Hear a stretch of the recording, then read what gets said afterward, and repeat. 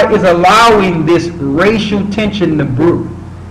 He's allowing everything we see according to prophecy, so that when it's tore down, you're going to know it was a higher who tore it down.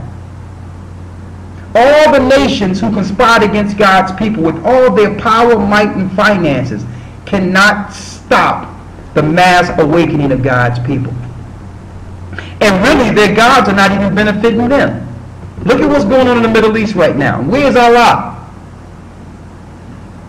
Look at the economies of the earth. Right now, China have no resources almost to grow anything in Asia in their area. They have to go into Africa to try to get resources to feed China. So where's Buddha? Where's Buddha?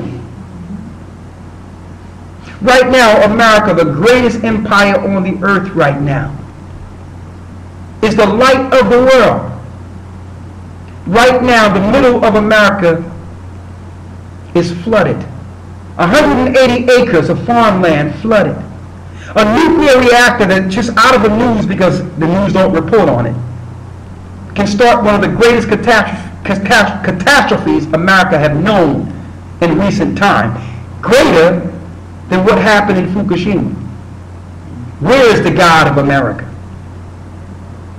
Right now in Europe, the Asians and the Ishmaelites have overran England and London. They own Bradford. They're bringing their own laws and have circumvented European power right next to where the Queen lives. Where is the God of Europe?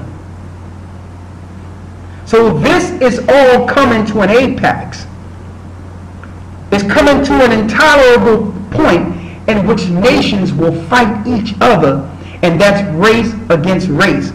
And unless these things were promoted or shown in the earth, we would not know that the Bible was true.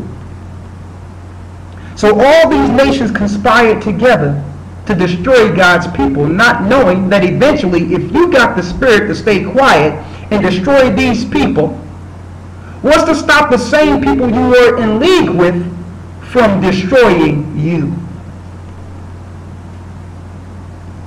So now the other nations will say, well, y'all talking about what y'all going through. Look at what we're going through now. Hey, you're going through that because you got in league with the devil. You made an agreement with the devil, and now the devil is showing his true horns. He agreed with you as long as you would destroy God's people, knowing that eventually he would double-cross you. So that's why the nations now are suffering and going through what they're going through in the earth. Because Galatians 6 and 7 says, what goes around comes around. So you got one or two choices. You can feel you was double-crossed and try to reject the Most High because of it, or you can come to the Most High and fall under the leadership that the Most High is establishing in the earth, and fall under Christ. Those are the two choices. But let's show you, according to prophecy, how race plays a serious part in the coming of our Lord. Let's go back to Matthew 24. St. Matthew chapter 24, verse 6. Read. And ye shall hear of wars and rumors of wars. You shall hear of wars and rumors of wars. The same nations who got rich off of God's people are now fighting each other now. Edom was at the pinnacle. Amalek was controlling the whole thing. The whole time he stayed a little quiet and say, listen, you know, we can all have a piece of this. He was stockpiling weapons. He was setting up corporations, corporate takeovers. He was making fictitious companies that will eventually circumvent the English companies, the Chinese companies, the Arab companies. Why? Because it doesn't matter what company it is if you're using their bank. So now you're being double-crossed. Oh yeah, okay, Gaddafi, I know that you're rich and I know you got it going on. Guess what? I'm sorry, but we have to seize all your billions of dollars you put in the Swiss bank account. Sorry. Sorry, you know.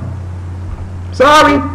Oh yeah, I know you was in league with us destroying God's people, but Yeah, Mubarak, I'm sorry, we have to just freeze your assets. And, you know, so that you don't have any more money to be able to operate. We control the bank, sorry. They was like, well, hold up, I was with you the whole time. You got rich off the children of Israel, and, well, it's our bank, sorry. This is how it goes. And what happens? Once these nations know they're double-crossed, all out war. They all were together against us. But now, the Most High is waking us up. So now that we're waking up, the nations cannot get what they used to get from us. The gig is up now. They can't use us for enterprise like they used to. We start to look at them like, hold up, man, you all up in our neighborhood. You coming all amongst us. You people, you the same people who've killed and destroyed us. We don't want to support you anymore. Matter of fact, take your God back to where it come from. And they're losing their force over us. And therefore, their God is not empowered. That's what the Jewish powers want. Because you lose your God, and the synagogue of Satan will take you down. This is a spiritual warfare, brothers and sisters. The people that are ruling from the Middle East today, that are in Europe today, their God, that are in, Jerusalem today, their God is Satan himself. He's the God over all the other gods the other nations are dealing with in the earth. So listen, you don't understand when you got in bed with the Edomites against the children of Israel, you made an agreement with the devil. It's over now. You had all your riches, your glory. You came to America. You started sending your money back. India ended up getting great. All these other nations end up becoming great. You got your payment. You have received your salvation. And I know everyone want to jump ship now. Well, I'm an Israelite. Everyone want to jump ship now. Everybody's an Israelite now. Because you know there's nothing left in this kingdom. When really, you should just want to follow Christ. Because that's who's coming to set up this kingdom. Read. Verse 6. And ye shall hear of wars and rumors of wars. And you shall hear of wars and rumors of wars. This is what Christ told the disciples. This is how Christ said, listen, this is how you will know the end of the world. Because all these people who was once against you are going to start fighting against each other.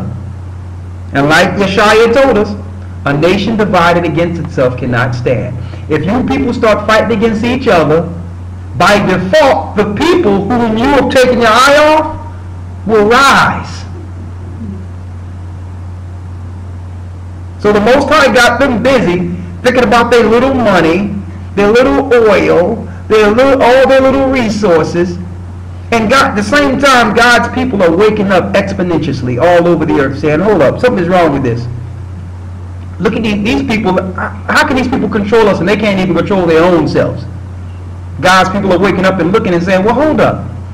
At first I thought the Bible was a white man's book, but hey, I can't deny that Christ did say there will be wars and rumors of wars. And in Buddhism, they talking about a way of life and this peace and happiness and living chi. Where's the chi life? Where's the living in total peace and serenity when everyone got nuclear bombs? So their God's will is not being done in this earth. They talk about, well, you know, Buddhism is about peace, love, and tranquility. And where is this world? The only God will that's being done in this earth is God that I'm reading in this Bible. So Christ told the disciples there shall be wars and rumors of wars. Now these people are going to start fighting against each other. Read. See that ye be not troubled. And the Most High told us when this time comes, don't be afraid. Read. For all these things must come to pass, but the end is not yet. The end is not yet. Let's listen to this next thing. For nation shall rise against nation. That's race against race. Nationality against nationality. That's what you all are seeing here, brothers and sisters. They're making this word racism like it's something taboo that you can't speak about. Why? Why is it something that we can't speak about?